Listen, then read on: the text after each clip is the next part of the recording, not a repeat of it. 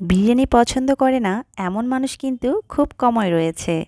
আজকে আমি খুব সহজ রেসিপিতে পারফেক্ট বিরিয়ানির মশলা রেসিপিটি শেয়ার করছি। এই রেসিপিটি দেখলে আপনাদেরকে আর বাইরে থেকে বিরিয়ানির মশলা কিনে বিরিয়ানি তৈরি করতে হবে না। বাসায় খুব সহজে বিরিয়ানির মশলা তৈরি করে বিরিয়ানি তৈরি করতে পারবেন। তাহলে চলুন পুরো রেসিপিটা দেখে নিই।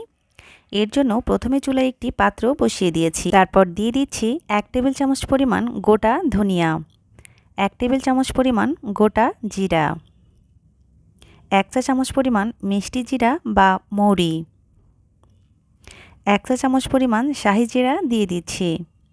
সাথে দিয়ে দিচ্ছি 15টির মতো সবুজ এলাচ, 1.5 টেবিল চামচ পরিমাণ দারচিনি দিয়ে দিচ্ছি। লবঙ্গ দিয়ে দিচ্ছি 1/2 চা চামচ, 3টির মতো বড় এলাচ দিয়ে দিচ্ছি।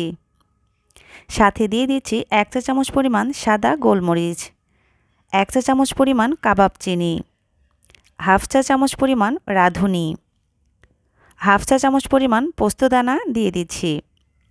একটি স্টার অ্যানিস বা তারা মশলা দিয়ে দিচ্ছি। জয়ফল দিয়ে দিচ্ছি 1টির অর্ধেক, জয়ত্রী দিয়ে দিচ্ছি 1টি আর আরেকটির অর্ধেক। সাথে দিয়ে দিচ্ছি 4টির মতো শুকনো মরিচ। কাজু বাদাম দিয়ে দিচ্ছি 1 টেবিল চামচ, কাঠবাদাম দিয়ে দিচ্ছি 1 টেবিল চামচ। আরও সাথে দিয়ে দিচ্ছি 3টির মতো তেজপাতা। তেজপাতাগুলোকে ভাজার সুবিধার্থে আমি ছোট ছোট করে কেটে নিয়েছি। এ পর্যায়ে চুলার জাল একেবারে লোতে রেখে এগুলোকে 2 থেকে 3 মিনিট ভেজে নিতে হবে। খুব বেশি ভাজার দরকার নেই, এতে করে মশলাগুলো পুড়ে যেতে পারে।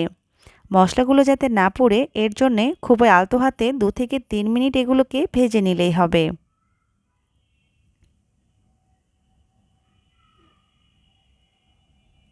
আর অবশ্যই কিন্তু এ পর্যায়ে চুলার জাল লো মিডিয়ামে রেখেই এগুলো ভেজে নিতে হবে। দেখুন আমার এগুলো ভেজে নেওয়া হয়ে গেছে। এবার আমি এগুলোকে একটি পাত্রে ঢেলে হালকা কিছুটা ঠান্ডা করে নিয়েছি। তারপর শুকনো মরিচের বোটাগুলো এবার আমি ফেলে দিচ্ছি। দেখুন খুব ভালোভাবে ফেলে নিয়েছি। তারপর এখানে আমি একটি ব্লেন্ডারের জার নিয়ে নিয়েছি। এবার সবগুলো উপকরণ ব্লেন্ডারের জারের মধ্যে দিয়ে দিচ্ছি। চাইলে আপনারা এগুলো শিলপাটায় বেটেও করতে পারেন যদি হাতের কাছে ব্লেন্ডার না থাকে। দেখুন সব কিছু ঢেলে নিয়েছি।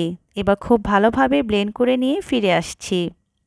দেখুন খুব ভালোভাবে ব্লেন্ড করে নেওয়া হয়ে গেছে। আর দেখেই নিশ্চয়ই বুঝতে পারছেন কতটা সুন্দর হয়েছে।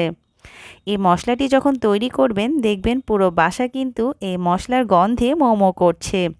আর গন্ধটা আসলে এতটা সুন্দর একবার তৈরি করলে বুঝতে পারবেন। দেখুন পারফেক্টভাবে কিন্তু বিরিয়ানির মশলাটি তৈরি হয়ে গেছে। এই মশলাটি দিয়ে আপনারা যে কোনো বিরিয়ানি তৈরি করতে পারবেন। আশা করছি রেসিপিটি ভালো লেগেছে।